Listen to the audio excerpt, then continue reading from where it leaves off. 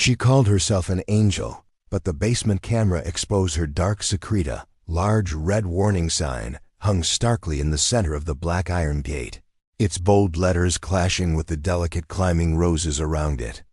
Quarantine area. High. Risk of neuroviral infection. Do not make contact with the inside. The words were cold, clinical, all uppercase, like a scream frozen in time. Linda, the elderly neighbor 2 houses down, would often pause silently, staring at the sign whenever she returned from the market. She'd shake her head and murmur to her husband, "Oh Lord, how did Dorothy end up like this? She was such a good woman, raising Evan all by herself after her husband passed. She poured her life into work and charity." Her husband Matthew, a retired police officer, was quieter, more reflective. That cursed disease must have changed her into someone else. Stella says she screams, breaks things, nearly hurt the kids. Behind their whispers swirled a mix of curiosity and unease. That house had 16 security cameras, 3 electronic locks from the gate to every floor, and no one had seen Dorothy step outside in over a year. Stella, Dorothy's daughter-in-law, always appeared at neighborhood meetings looking calm and composed. Dressed in crisp white shirts and gray slacks, her hair neatly tied back, thin glasses perched on her nose, she carried herself like a doctor or a teacher. When someone asked about her mother-in-law, she'd sigh, lowering her voice just enough. "She's very sick. She doesn't recognize anyone anymore. Last time, she even tried climbing out the window." Thankfully, Evan caught her in time. Her memory's erratic. Some days she's lucid, others she's completely lost. Once, she kept asking for a child with a red birthmark and cried for hours. It's truly heartbreaking. The neighbor's sympathy deepened. A young neighbor, Paige, even said, "Stella's a saint. If it were me, I'd have sent her to a nursing home already. Caring for her at home like that, she might get sick herself." But none of them knew the truth. Dorothy wasn't sick at all. The basement of that house wasn't a medical quarantine zone. It was a cold, miniature prison, hidden from everyone. The way down to the basement was sealed with fingerprint and biometric codes, accessible only to Stella and Evan. The iron door, 8 centimeters thick, was airtight. Every time Stella stepped through it, she'd smile faintly, as if entering her own private gallery. In the 15-square-meter room, windowless, damp, and moldy, Dorothy lay curled up on a creaky folding metal bed, wrapped in a blanket as thin as paper. Every day, at exactly 8 a.m., a tray of cold rice was pushed through a small slot in the door. No greeting, no words. Dorothy, her silver-gray hair like ash, her wrinkled face still lit by sharp eyes, stared directly into the camera, mounted in the corner. She knew Stella was watching. Every movement, every sigh was recorded. Upstairs, Stella sipped coffee while scrolling through audio recordings. Her voice was calm, low enough so her 7-year-old daughter, little Isabella, wouldn't hear. "So, you still know what time it is. You smashed the clock, remember? Do you still remember what you did to Isabella that day?" Dorothy trembled slightly. She had only wanted to tell her granddaughter a fairy tale. But when she mentioned a baby who was switched years ago, Stella had exploded. "Say anything like that again, and I'll keep you sedated all day." Evan, the son Dorothy had raised, with all her love, never set foot in the basement. He avoided her gaze like it was a cracked mirror reflecting his guilt. Once, in the past 3 months, she heard his voice through the small speaker on the wall. "Mom, please rest. Don't scare the kids." His voice was small, hollow. Dorothy gave a bitter smile. The neighbors all thought Evan's family was a shining example of sacrifice. The electrician, Vincent, once said over lunch, "If I were Evan, I'd put her in a mental hospital. Keeping her at home just costs money and stress, but he's trying his best." Anna, the grocery store owner, nodded. "Stella's an angel. When my kid had a fever at night, she even called to check on us." No one knew this angel spent her nights replaying old surveillance recordings, Extracting every moment, Dorothy muttered in the dark to compile evidence of her supposed cognitive decline. They kept a notebook titled Dorothy's Abnormal Behavior, listing every word she said, no matter how vague. My child has a red birthmark on his right leg. I hear the boy's mother calling his name. No, Evan, no. Stella marked each entry with comments like delusional, loss of control, mild psychotic symptoms. One rainy afternoon, Dorothy suddenly heard someone outside the basement door. Not Stella, not Evan, a middle-aged man's voice, soft, slightly raspy, like a long-time smoker. Mrs. Dorothy, I'm James, the maintenance guy for the electrical system. I need to check the sensor wiring inside the wall. She rushed to the door, knocking hard. Please help me. I'm locked down here. I'm not insane. They're lying. The sound stopped. A shaky breath followed. I'm not allowed to interfere. I just work here. I'm begging you. Ask Dr. Thomas at Mercy General Hospital. He knows I'm not sick. Then came the sound of hurried footsteps running away. That night, Stella descended to the basement. Her eyes were sharp as steel. You think calling out to someone will get you out? That James guy's already been paid to keep his mouth shut. Dorothy met her gaze. Stella, I'm not afraid of you. I'll wait until the day the light shines in here. Stella laughed. Light? In this basement, there's only darkness. And me, Mother. Dorothy turned away, her old eyes fixed on the camera, as if speaking to herself. My son will have to remember. He will have to know the truth. Every morning, sunlight streamed through the bougainvillea at the front of the house, painting the pale yellow walls of the third floor, as if blessing a new day. But in the basement, no new day ever came. The air was thick like swamp water. Every breath felt like inhaling rot. The ceiling was low, the cement walls rough with damp stains. Each time condensation dripped, Dorothy flinched, as if it were the ticking of a countdown clock. In the left corner stood a portable toilet, the only thing preserving a shred of her dignity. No sink, no towel, just a small water can and a roll of toilet paper dangling from a wire. Above her, a fisheye camera rotated 360 degrees. In the opposite corner, a tiny microphone, no bigger than a fingernail, was glued to the wall. Everything connected to an audio control room on the second floor, where Stella could monitor every movement, every word from the old woman imprisoned in silence. Once, Dorothy looked straight into the camera and whispered, Stella, are you there? No one answered. But upstairs in the kitchen, Stella heard every word. She was slicing beef for lunch, her face expressionless. I want to go outside, even just for 15 minutes. I need sunlight. Stella put down the knife, wiped her hands with a white linen cloth, and pressed the intercom button. So, you still know how long 15 minutes is? I thought you lived by feelings down there. Or are you counting time by the dripping water? Dorothy sat on the floor, her back hunched like a wet cat. I just want to see Isabella, just for a little while. She's my granddaughter. I never told her anything dangerous. Stella's voice turned mocking.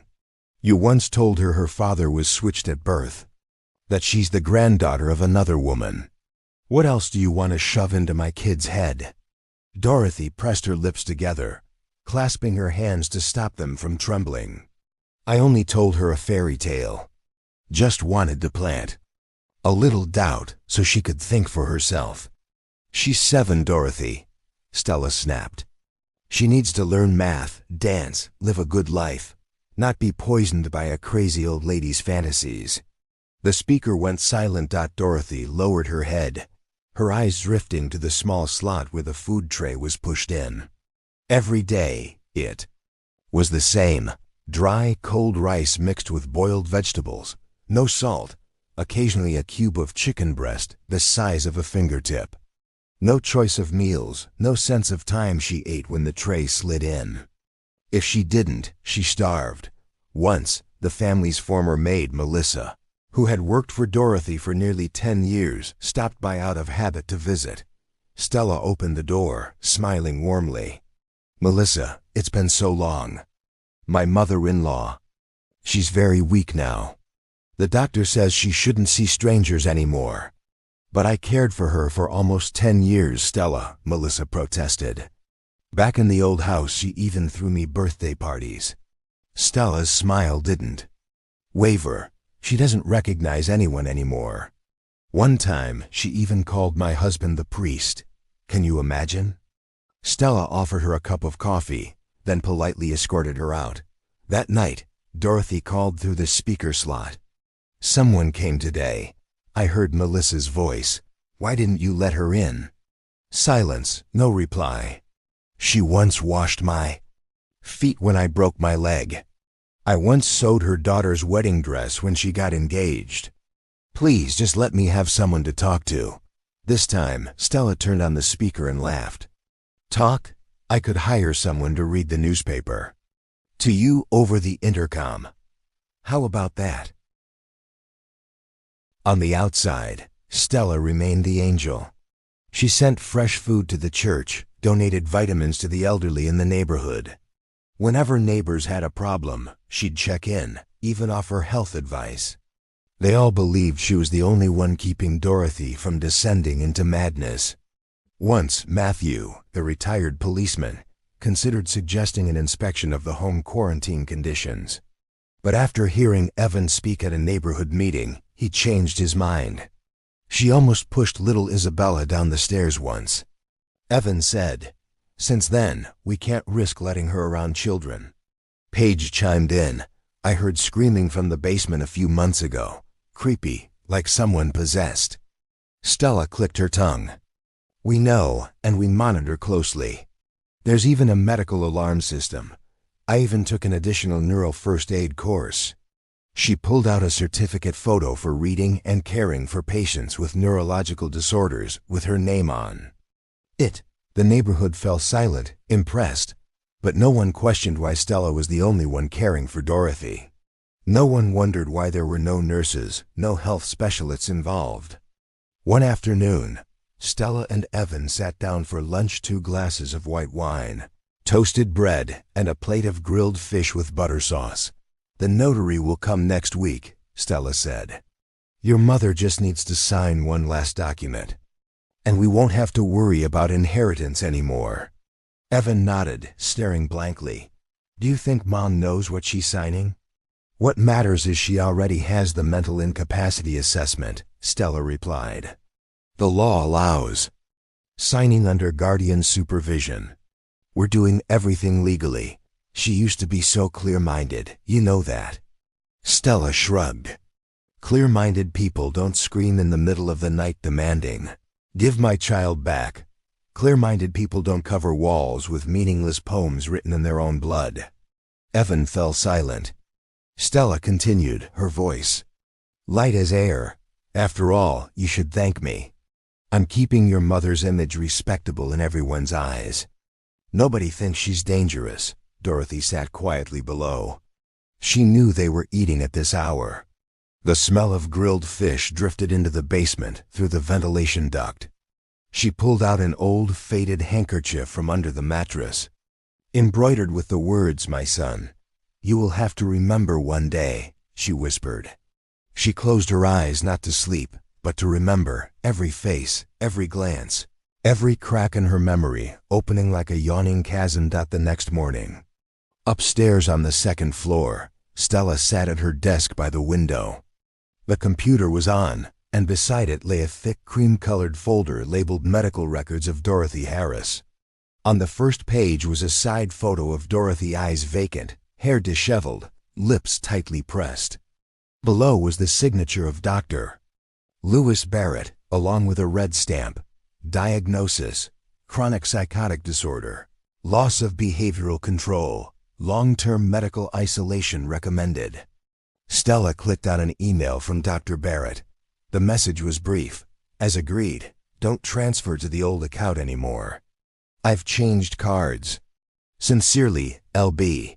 She nodded slightly, logged into her online banking, transferred the money, and exhaled. Turning to Evan, who stood by the door, she said, "The doctor's taken care of. All the paperwork's valid. All that's left is your mother's signature." Evan stepped closer, flipping through the file. "I used to think we shouldn't force her." "We're not forcing," Stella said. "Your mother is just signing as instructed. The lawyer will be present to ensure legal compliance." She patted his hand lightly, smiling. "Did you forget? We're only formalizing what everyone can already see." She can no longer control herself. Downstairs in the first-floor living room, attorney Jane Carter, Stella's college friend from Boston Law, waited with a folder in hand. They'd shared a motto: settle things neatly before they can turn into a mess. "I've reviewed everything," Jane said. "The paperwork is valid. We just need the original signature of the current owner and the heir." "Dorothy can't come upstairs," Stella said quickly. "I'm afraid she might panic. Can we do it in the basement?" Jane raised an eyebrow. "In the basement? That doesn't sound great, like some medieval torture chamber."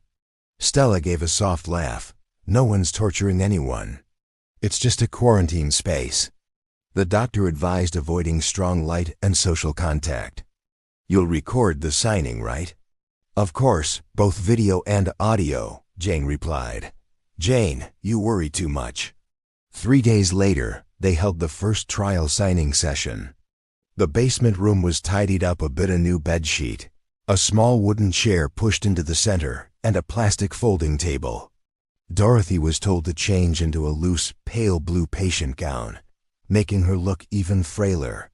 Stella tossed her a comb, her voice cold as stone. "Comb your hair. You look like you just crawled out of a grave." Dorothy didn't respond. She obeyed silently, her eyes blank. But in her mind, she memorized every letter, every expression on Stella's face. When Jane descended into the basement, she paused at the damp smell but regained her professional demeanor upon seeing the camera overhead. "Good afternoon, Mrs. Harris. I'm the attorney here to ensure the legal transfer procedure." Dorothy looked at the brown-haired woman, her voice soft. "What's your name?" "Jane. I'll guide you through signing each section." "Do you have children, Jane?" Jane looked surprised. "No, this doesn't really relate." Dorothy nodded slightly. "Then wait until you have one. Then imagine one day it looks at you the way Evan is looking at me right now." Evan stood still behind her, staring at the floor. Stella cut in sharply. "Mother, we don't have time for emotional games." Jane opened the folder, pointing to the bottom line. "Please sign here, confirming you agree to transfer ownership of the property at 48 Maple Street, as stated in the annex." Dorothy held the pen, her hand trembling slightly, then put it down. She looked straight at the camera and said slowly, "I want an independent witness outside the family." Stella laughed. "What witness do you need?" "There's a lawyer here, your son, me. The entire session is being recorded." Dorothy gave a faint smile. "The witness I told in advance." Stella frowned. "Told who? When are you in contact with someone besides me?" Dorothy said nothing. She stared at the camera, her face no longer confused but calm, like a chess player awaiting the final move. Stella slammed her hand on the table. "Fine, we're done for today." Jane gathered the papers, looking uneasy. Evan pushed his chair back, its legs scraping loudly against the tile floor. Before leaving, Stella leaned close to Dorothy's ear and whispered, "You want to play the long game? I have all the time in the world. Did you forget who controls your sleeping pills?" Dorothy looked at her, unafraid. "You won't win because you don't have one thing: the past." That night, in the bedroom, Stella made a phone call. "Lewis, I need you to sign another statement confirming the condition is irreversible. Write clearly. Confusional episodes render the patient unable to distinguish reality from delusion." The voice on the other end scoffed. "Stella, you think any patient who says, 'I want a witness,' can just be labeled insane?" Be careful. Even your lawyer might not agree with that. Do you want me to tell your wife about the Las Vegas incident in 2016? Silence for a few seconds. Send me the draft. I'll sign it this week. Stella hung up, smirking coldly. She turned to Evan, who stood at the doorway. You heard that? Still have doubts? Evan spoke slowly. I'm not sure my mother is as crazy as we think. Stella stepped closer, taking his hand. You've heard her screaming in the middle of the night, haven't you? You've heard her talking about a baby switch, haven't you? If we didn't act, do you really think our child would be safe? Evan didn't answer. The next day, Stella received an unmarked envelope by mail. Inside was a single line, "Be ready. The witness is on the way." Enclosed was a photocopy of a birth certificate with one name circled, Evan Harris, mother, Mary Brooks, Hospital, Mercy General Hospital. Stella gripped the letter tightly, her lips pressed so hard they bled. In the basement's darkness, Dorothy turned over the old, faded handkerchief embroidered with my son. Each frayed thread scraped at her heart, pulling out fragments of memories no one but her still kept memories Stella wanted buried like toxic waste. 30-5 years ago, Dorothy Harris had been a strong, determined young woman. After 4 childless years of marriage, she and her husband, Fred, had struggled through countless hospitals for the chance to become parents. When Dorothy finally became pregnant, it was a gift from heaven. But heaven didn't give blessings freely. It was the summer of 1990. Mercy General Hospital, a public hospital, was overwhelmed. The air conditioning had broken down. Nurses darted around like frantic bees, and women in labor were crammed together on shared beds. Dorothy went into severe labor before her scheduled checkup, and less than half an hour later, gave birth prematurely. No anesthesia, no proper assistance, just a brutal survival battle on a medical battlefield. She fainted after the agonizing delivery. When she woke, her son was already in a crib, a chubby, fair-skinned baby, but as soon as she held him, her heart tightened. No red birthmark, she murmured. She remembered clearly, even through her exhaustion, forcing her eyes open when the baby was first shown to her. She recalled the doctor's words, "On the baby's right foot, there's a congenital red birthmark." But the baby in her arms had smooth, unblemished skin. A young nurse, Lucy Harper, quickly reassured her, "You must have misheard." But her eyes flickered and her hands trembled slightly as she took the baby back. Even in her weakened state, Dorothy felt something was wrong. A week after discharge, she began investigating. Dorothy returned to the hospital, pretending to request medical records. While another nurse left the desk, she secretly photographed the maternity bed assignment chart from that night. She discovered that next to her bed had been a girl barely 20, Mary Brooks, alone without family, giving birth at the same time. Her baby boy had been stillborn. Dorothy followed civil registry records to a poor neighborhood in the Bronx. After nearly 2 weeks of inquiries, she stood before a damp, shabby apartment with a warped metal door. A skinny girl with tangled hair and terrified eyes cracked it open. "You're Mary?" Dorothy asked, her heart racing. The girl was silent for a moment before nodding. "You gave birth to a boy, but—" Dorothy began. Mary trembled, her eyes red, tears falling unchecked. "I begged them. I couldn't raise him. I had no home, no job, no family. I was going to jump into the river that day. I accidentally learned about your situation through Lucy. She said, your baby died because he suffocated too long in the womb. I begged her to switch my baby with yours." "I'm sorry," Mary sobbed. Dorothy collapsed onto the floor, her world spinning, everything drowned out by a buzzing in her ears. It took her a long time to regain composure after that brutal truth. They sat together in that cramped apartment for 2 hours. Mary handed her a piece of graph paper, shaky handwriting scrawled across it. "If anyone kind enough adopts this child, please give him a name, a future." I'm not good enough to be his mother.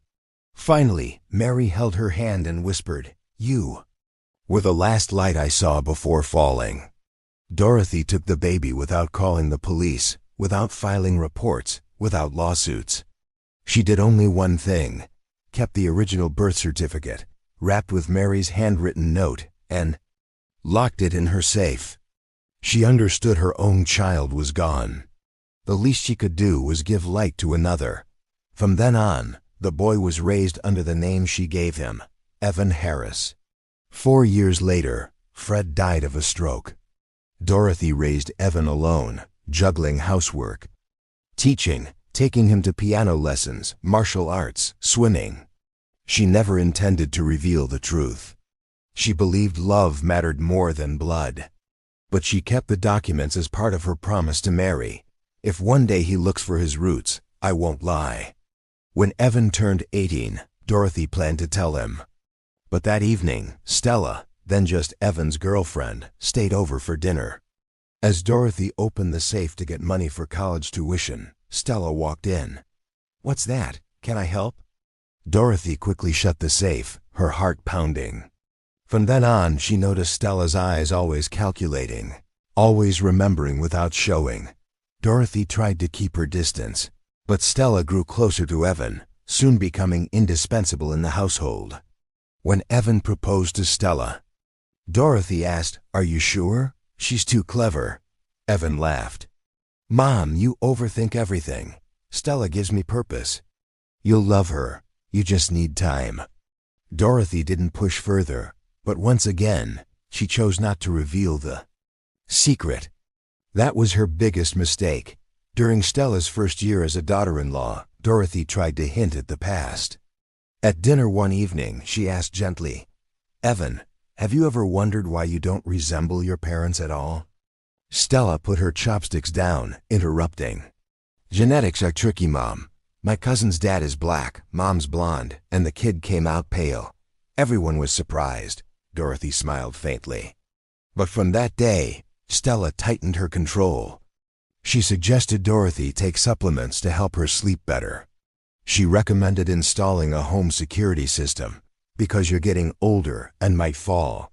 Most importantly, she insisted on staying away from the safe. A week later, Dorothy found the lock replaced.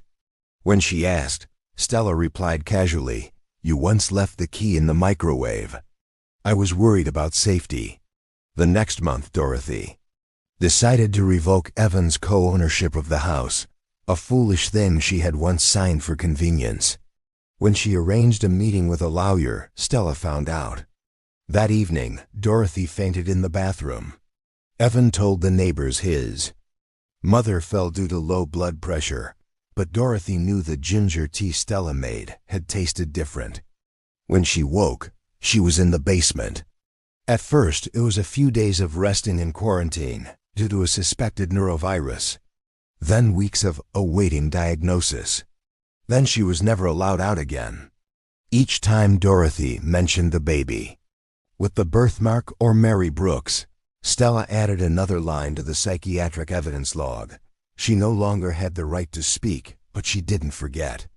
Once, when Stella came to change her clothes, wearing rubber gloves and a mask, Dorothy whispered, "If you were truly smart, you wouldn't have let me live." Stella paused, her voice flat. "Death is a privilege. But you need to sign the papers." Dorothy gave a dry, hollow laugh, her eyes blazing like molten steel. "I won't sign anything. I am the mother, the real mother." Stella clenched her teeth. "You think Evan is the special baby? So what? He's my husband. And I am the present." Dorothy whispered, "My son will remember. Blood can be switched, but love cannot." Stella left, her gloved hands clenched tightly. Dorothy couldn't recall exactly when Evan last sat beside her. Perhaps it was an afternoon in September, 2 years ago. She'd been peeling pears in the kitchen, and Evan had just returned from the law office. He passed by, greeting her with a polite smile, no hug, no pause, like greeting a tenant who'd overstayed their welcome. She saw it then, something in her son's eyes that was no longer affection. It was the look people gave to an obligation. After Stella moved in, everything in the three-story house changed. The kitchen, where Dorothy once made plans for the whole neighborhood, was now filled with plastic containers labeled with nutrition notes. The living room, which once displayed a portrait of Evan in preschool, had been replaced with a large wedding photo of Stella in a white lace dress, Evan's arm around her waist, while Dorothy stood at the edge of the frame, forcing a strained smile. Dorothy tried to bring back the old days. Once, she handed Isabella an old photo album. "Look, sweetheart.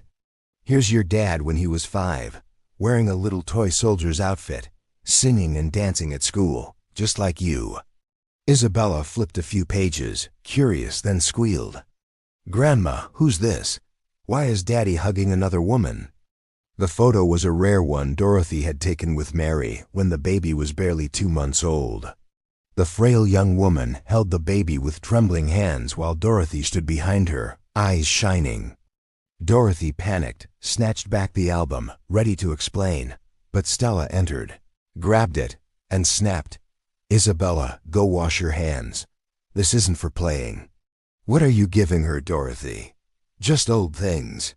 "Family photos," Dorothy said softly. Stella stared hard. What family? The words cut like knives. Dorothy knew she'd broken an unspoken rule. From then on, Isabella was never allowed to play with her again. Even at family dinners, Dorothy was given a separate tray labeled as part of a senior health diet. One day, she tried to approach Isabella, who was drawing. The little girl looked up with innocent eyes and asked, "Grandma, do you have the same sickness as the lady in the cartoon?" "What cartoon, sweetie?" "The one with the old lady who talks to walls." "Teacher says people who talk to themselves aren't healthy." Dorothy froze. Isabella had no malice. She was just repeating what adults had told her. "Who told you that, darling?" "Mom said Grandma talks nonsense. I shouldn't be alone with you." Dorothy lowered her head slightly. A crack in her heart split wider. Evan had once been the child who hugged her from behind every time there was thunder. When he had stomach aches, he cried until Dorothy massaged his temples and sang lullabies. She'd never let him sleep alone before he turned 10. But now, her son spoke to her like one might speak to a housemaid. "Did you eat yet, Mom? If not, ask Stella to heat up some rice. Don't talk about the past to the kids. It's a sensitive time. Rest more, Mom, and don't go into the garden by yourself." Every time she asked about her savings, the money she'd set aside after years of teaching, Evan avoided the question. Eventually, Dorothy reached out to an old friend, Mr. William, who worked at a local bank. Through him, she discovered the account had been nearly emptied over the past 3 years, withdrawn bit by bit, just enough to avoid suspicion. Dorothy stayed silent for 2 weeks. She knew she no longer owned anything in this house, no private room, no right to decide, no grandchildren to play with, only the basement. They sent her down there with a flawless script, Stella reported.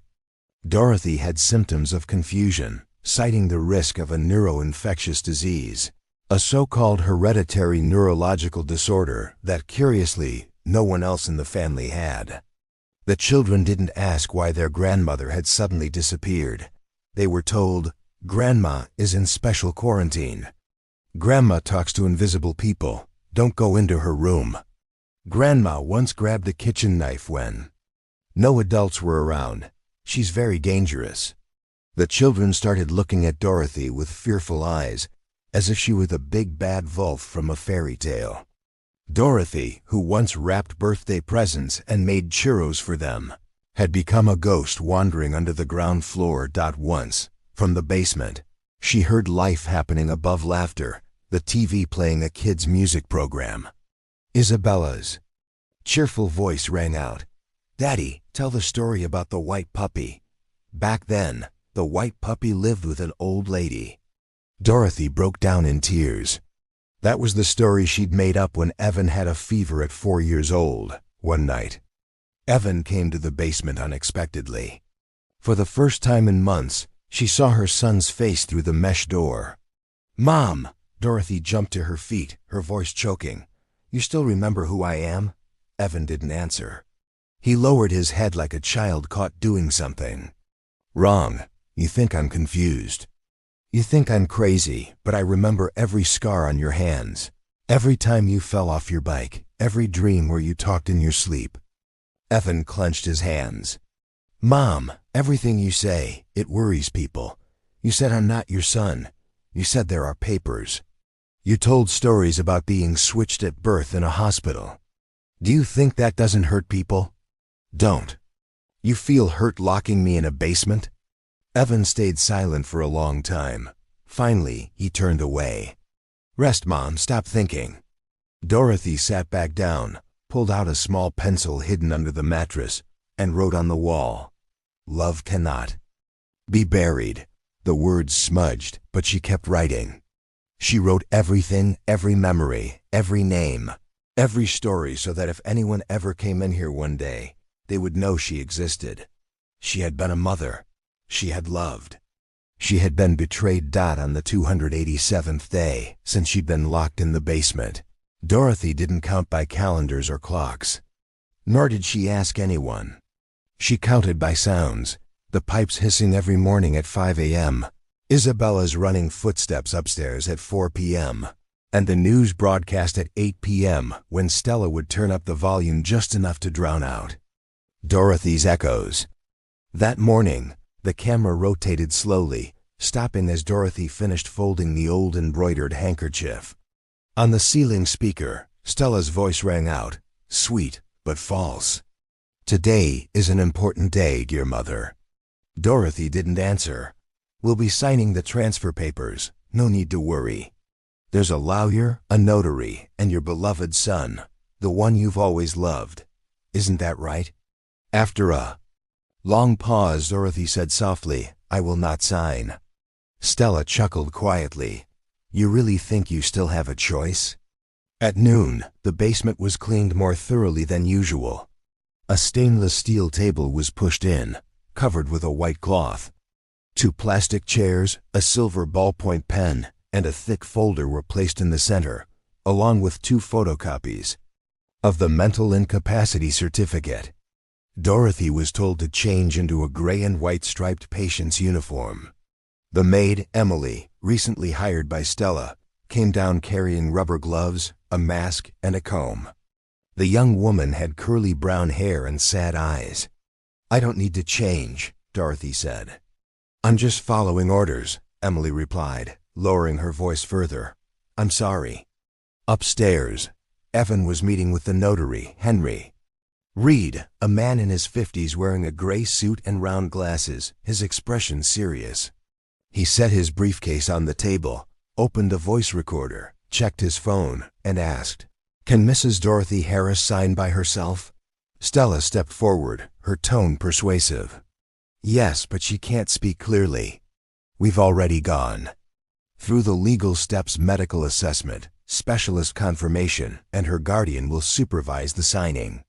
"Is she lucid enough to understand what she's doing?" Evan interrupted. "My mother drifts in and out, but she can still follow instructions. Jane, the lawyer, and I will supervise." Henry raised an eyebrow. "I need to see this with my own eyes." Stella nodded, signaling Emily to wheel the chair down to the basement. Dorothy was placed in the seat as if she were an object that no longer resisted. She remained silent, but her eyes were bright.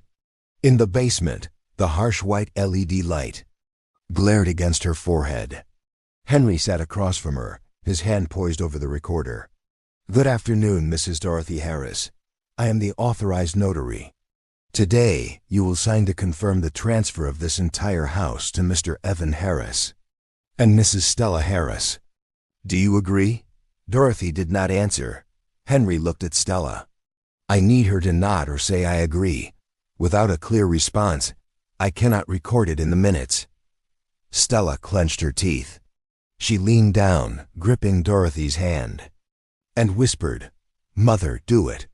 If not, I'll make sure you stay silent forever. Dorothy slowly lifted her head. Her voice was clear. "I want a witness." No one moved. Stella sneered. "There are enough people here, a lawyer, a notary, your son, me. Who else do you want?" Dorothy looked straight into Henry's eyes. "I told someone. That person must be here." Henry glanced nervously at Evan. Stella abruptly stood. "She's delirious. Don't let her obstruct the legal process. She's signed papers before." "I want that person," Dorothy repeated. "The one who knows the truth. The one with the letter. The one who knows." "I'm not insane." Evan stepped closer. "Mother who?" Dorothy didn't answer. She stared toward the staircase as if waiting for something. Henry switched off the recorder. "If the client does not give clear consent and does not demonstrate sound understanding, I cannot proceed. I'll return another time." Stella gripped the edge of the table hard. "Are you making this difficult for me?" "I'm following the law," Henry replied. Even Jane, the lawyer, was wavering. "Stella, we should let her rest. Try another day." Stella whipped around, her voice sharp. "No, today or never. Mother, if you still consider this your home, sign now." Dorothy looked at her, lips pressed tightly, and said softly, "You're wrong. I once had a home, but you tore it down with your bare hands and called it comfort." Stella slammed her palm on the table, shouting, "Shut up!" Everyone froze. Evan stepped forward, grabbing his wife's arm. "Stella, stop! You're losing control." She jerked his hand away, stepping closer to Dorothy, whispering through clenched teeth, "If you don't sign today, I'll cut the cameras. I'll make sure you never see another light. No words, no hot water, no food. I swear." "It." Dorothy stared straight at her, then repeated slowly, "The person I told will come." At that moment, the doorbell rang. Upstairs, Emily opened the door. An elderly man stood there, thin but steady, holding a document bag.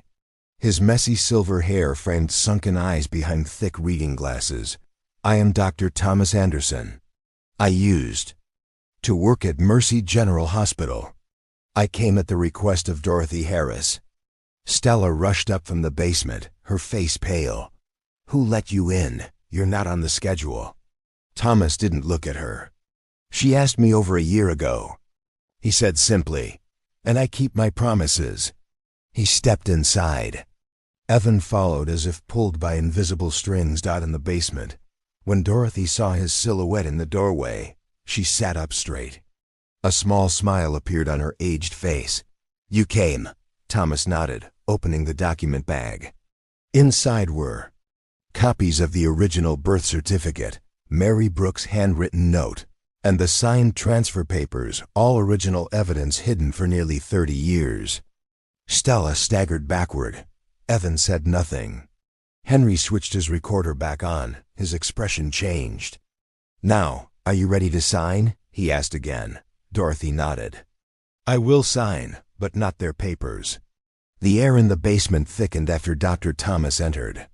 The cold room suddenly felt alive, something real creeping between the silence like a breeze, carrying the past rushing back. Dorothy lifted her head toward him. Her sunken face, worn by months without sunlight, seemed to glow strangely. "You've aged, but your eyes are still as sharp as before." Thomas gave a slight nod, his voice deep and tired but strong. "And you still remember everything. A memory no one can erase." Stella stood frozen. She seemed unable to believe the man before her, whom she was sure she'd convinced to forget with a few discreet envelopes, was standing there. "Why are you here?" She stammered, "I warned you, Thomas." Thomas ignored her. He turned to Henry, who stared as if a blindfold had been removed. "I bring the original birth certificate, a handwritten letter from Mary Brooks, Evan Harris' legal biological mother, and my personal statement confirming that Mrs. Dorothy Harris has not exhibited any mental disorder in the 30 years I've known her." Evan looked drained of blood. He stared at Thomas, then at his mother, sitting upright, her eyes bright as steel. "Mom!" His voice cracked. Dorothy didn't look at him. She stared at Stella, the daughter-in-law who'd sworn to silence her forever. Stella forced a twisted, cold smile. "This is all just illusion. Those papers mean nothing. She's obsessed with a baby that doesn't exist." Thomas took a step forward, handing the folder to Henry. "Please verify." Each page bears the hospital's official seal from that year. "This is an original archive copied by me before I retired." Henry flipped through each page. The room was so quiet that the sound of paper brushing together was loud. Across the table, Jane, Stella's lawyer, began to pale. She reached for her phone, but Thomas spoke. "I already informed the city's notary office. Today's session is monitored via digital ID verification. If any document is falsified, we will pursue criminal charges." Stella stepped back, her eyes growing frantic. Dorothy spoke, her voice steady now, no longer shaky or broken. "I once saved your mother from death. She left you in my arms, calling me her last light. I raised you, paid for your schooling, your wedding, but I never taught you to chain people like dogs in a basement." Evan stammered. "Mom, I didn't know. Stella said you lied. You were delusional." "You never asked," Dorothy interrupted. "You only listened. Because listening is easier than remembering. Believing the one sleeping beside you is easier than looking at the one who held you every night for the first 10 years of your life." Thomas turned to Evan, his voice calm. "You were born to another woman, but you were raised by this one. The woman who for 30 years never missed a single medical report, school record, or milestone in your life." Stella screamed. "You have no right to destroy my family. You don't know anything. It's all in the past. I'm his legal wife. I gave my youth to keep this house standing." Dorothy stood, placing her hand on the table, her gaze tearing away Stella's last mask. "You've kept nothing. You built a fortress out of fear, ruled by lies, and you dared to call it family." Jane turned to Stella, her voice low. "I can't continue representing you if those documents are real." "Stella, we have to stop." Stella spun toward her husband. "Say something. I did all of this for you, for our child. I'm the one who's been holding everything together, not her." Evan stood frozen. Dorothy stepped closer to him, her eyes no longer sad. She wasn't crying. She said simply, "You were chosen once. But now I choose justice." Thomas placed a reassuring hand on her shoulder, a small gesture heavy with meaning. "We're done here." Henry closed the folder, confirming, "Audio recording concluded. These documents will be forwarded to the Notarial Verification Council. The property transfer cannot proceed." Dorothy walked out of the basement for the first time in nearly a year. The sunlight hit her eyes, making her blink slightly, but she didn't falter. Beside her, Thomas moved slowly, firmly. Emily, the young maid, stood pressed against the wall, whispering, "I'm sorry for helping them." Dorothy gave her a soft smile. "You did the right thing in the final moment. That's something many people can't do in a lifetime." She paused at the steps, glancing up at the bougainvillea trellis, now almost bare. A few purple petals clung to her silver hair. Behind her, Evan stepped out, his voice barely above a whisper. "Mom!" Dorothy didn't turn back. Thomas laid a hand on her shoulder. "There's still much to do," Dorothy nodded. "We'll start with the truth." The first-floor living room was bathed in the warm glow of late afternoon. The curtains were drawn open like a cleansing ritual. For the first time in almost a year, Dorothy sat in that space. On the armchair Stella had once covered with a white sheet, as if it were an old, unwanted object. In front of her, Henry, the notary, carefully opened the folder again. To her right sat Thomas, holding a sealed envelope. To her left, Evan bowed his head, his face pale. Behind him stood Stella, rigid, arms wrapped tightly around herself as if holding together something collapsing within. Dorothy looked around calmly. No cameras, no microphones, just sunlight, papers, and truth. Thomas pushed the envelope toward Henry. This is a certified copy of the original birth certificate from Mercy General Hospital. Evan's biological mother is Mary Brooks, who gave birth in the emergency room on July 3, 1990. Henry adjusted his glasses, reading each line slowly. He said nothing, occasionally nodding, then pulled out an old handwritten letter. Its script slanted and shaky. Please take care of my child. If one day he seeks the truth, tell him I loved him more than myself. Mary. Stella gave a cold, bitter laugh. So what? That doesn't change the present. I'm his legal wife. We're the rightful heirs. Dorothy raised an eyebrow, her voice sharp and unwavering. You're right. It doesn't change the present, but it exposes the lies of the past. Stella opened her mouth to retort, but Thomas interrupted. I also have a signed statement from Nurse Lucy Harper, who carried out the baby switch, confirming everything. The audio recording has already been submitted along with a petition to reopen the 1990 birth records. Evan finally looked up, his voice breaking. Mom, why didn't you tell me sooner? Dorothy looked at him slowly. Because I chose to love you as a mother, not as the keeper of a truth. You were my son, not because of blood, but because of the nights I stayed awake, holding you through fevers, carrying you to school, begging for scholarships for you. But at some point, you chose to forget. Evan stepped back. He wanted to speak, but no words came. Dorothy turned to Stella. And you knew I wasn't insane. You knew I had something. You were afraid, but you chose to chain me like an animal, bribe doctors, falsify medical records. You chose to turn truth into a weapon of control. Stella's voice was harsh, trembling with rage. I did it to protect this family. You live in illusions. You think you're noble, but you've always wanted to control everything. I only cleaned up the rotten mess of emotions you left behind. Thomas set his hand firmly on the table. And you cleaned it up by poisoning her, by forcing her to sign, by inventing stories that she endangered her own granddaughter. You knew you orchestrated all of it. And we have that recording. Stella froze. Dorothy gave a slow nod. You think I didn't know the cameras recorded sound too? I didn't speak up, not because I was foolish. I was waiting for the right time, and today you gave it to me. Henry pulled out a tablet and played the recording. Stella's voice rang out clearly.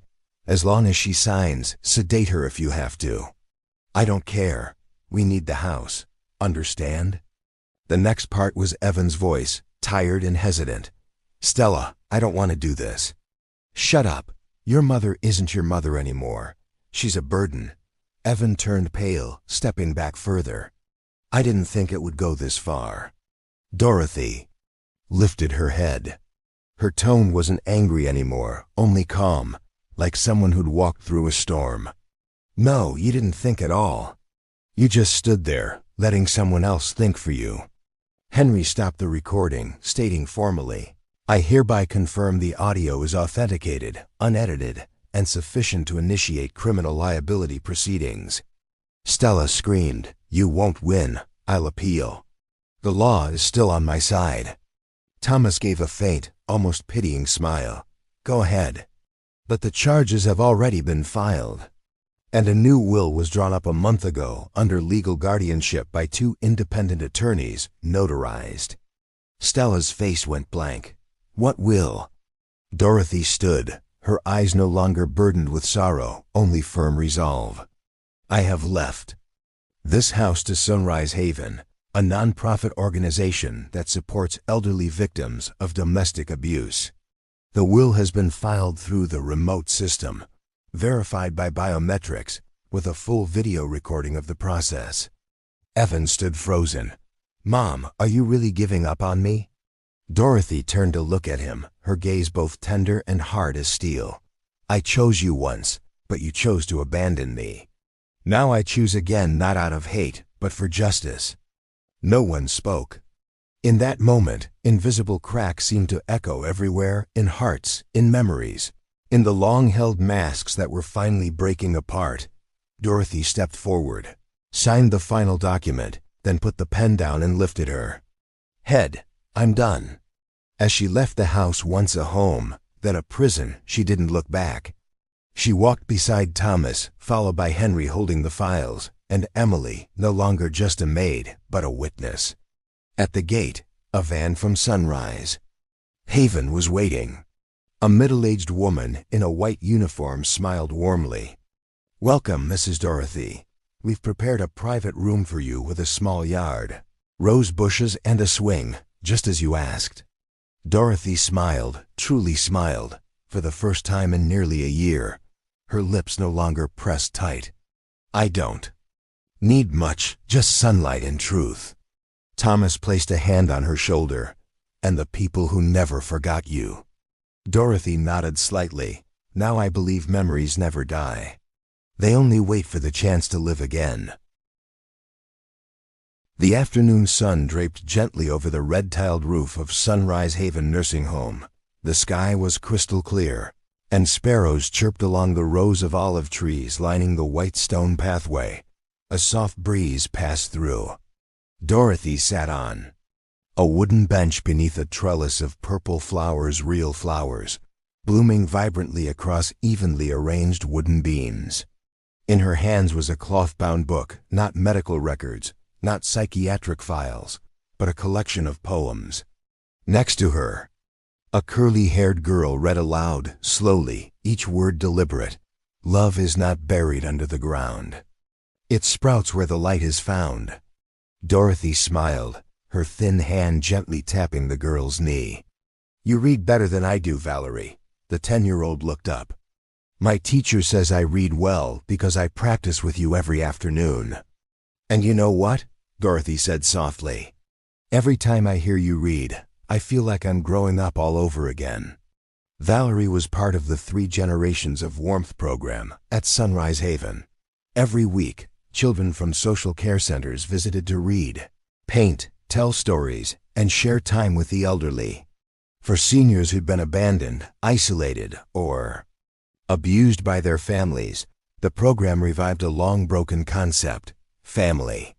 Dorothy had become a poetry guide, teaching letters, telling fairy tales. The children didn't know her past. They only knew her as Grandma Dorothy, the lady with peppermint, candies in her pocket, and a patient smile. There were days she sat alone, but unlike the basement, she sat among green grass and sunlight alone, but never lonely. One morning, Dorothy received an unfamiliar letter. Inside was a handwritten note and a tiny keychain shaped like a plastic flan cake. The handwriting was familiar. "Mom, I don't know where to start. I lived as if everything you said was wrong because I was afraid that, if you were right, I had betrayed someone who didn't deserve betrayal. Stella has been sentenced to 6 years in prison. I've lost everything, but maybe I deserve that. I won't ask for your forgiveness. I only hope that one day you might give me a chance to be a better man. Evan." Dorothy held the keychain, her fingers brushing its fake custard surface.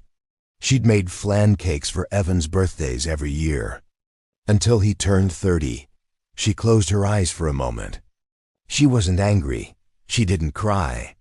It was just a feeling passing through her chest, like a breeze carrying the sweet citrus scent of childhood. In the months that followed, Dorothy and Sunrise Haven launched a small project called Bright Basement, a campaign to share real stories of elderly people imprisoned, abused, or manipulated by their families. She didn't tell her story as an accusation, but as a story of light. "When you've lived long enough in the dark," she said, "you don't want light to be a flash of lightning. You want it to be a sunrise." Her story spread quickly on social media. News outlets reported on it. People sought Dorothy for advice, asking to share their stories, to be guided. And every time she spoke, her tone was calm, never rushed. "I'm not a hero. I'm just someone who refused to let go of a single fragile thread." A few months Later, a woman named Lucy Harper visited Dorothy. She was the nurse from all those years ago, now retired and living in Tucson. Lucy sat quietly, hands clasped. "I don't expect you to forgive me. I just want to ask one thing. Why didn't you call the police back then?" Dorothy looked at her, speaking slowly. "Because at that time, I didn't want revenge. I wanted to keep that child whole, untouched by a scandal of lawsuits and police interrogations." Lucy burst into tears. "I've lived more than 30 years with that guilt, not a single night of peace." Dorothy took her hands. "I forgave you long ago, not because you deserve it, but because I don't want hatred to guide my life." Lucy sobbed uncontrollably. In that sunlit room, every broken sob sounded like links of a chain falling away. As for Stella, she was prosecuted for forging medical documents, coercion, violation of civil rights, and abuse of a dependent person. The court sentenced her to 6 years in prison and required a public apology to the victim. At the final hearing, Stella, her hair now cut short, her once proud face stripped of arrogance, spoke quietly before the court. "I don't regret being afraid. I only regret choosing control instead of understanding. Dorothy deserves freedom, and I deserve to be locked up." Dorothy didn't attend the trial. One late spring afternoon, while watering plants, Dorothy heard children running toward her. "Grandma Dorothy!" 3 children from the volunteer group approached, holding a basket of cookies. The oldest boy, Alexander, said, "We entered a baking contest. This is our gift for you." Dorothy opened the basket and laughed. Inside were 3 small cookies shaped like little houses, decorated with yellow and green icing. "They're beautiful. Did your family make them together?" "Yes," Alexander said. "I made the windows. My sister made the door." "And the roof?" "We made it together. Because the roof is what holds everything together." Dorothy smiled, her eyes shining. "You're smart. I once knew a family that fell apart because no one wanted to be the roof." Alexander tilted his head. "What happened after that?" Dorothy looked toward the faraway sky, her voice warm like the breath of blooming flowers. "After that, people learned to build again, with bare hands, with forgiveness, and with love. That doesn't chain anyone." That night, Dorothy sat by the window, writing the final lines in her journal. "I don't ask my son for an apology. I only hope he learns to love without repeating his wife's need for control. I don't want revenge against Stella. I only hope she has enough darkness to understand the value of light. And I, Dorothy Harris, have lived not in darkness but in the light of children who speak the truth and elders who are no longer silent."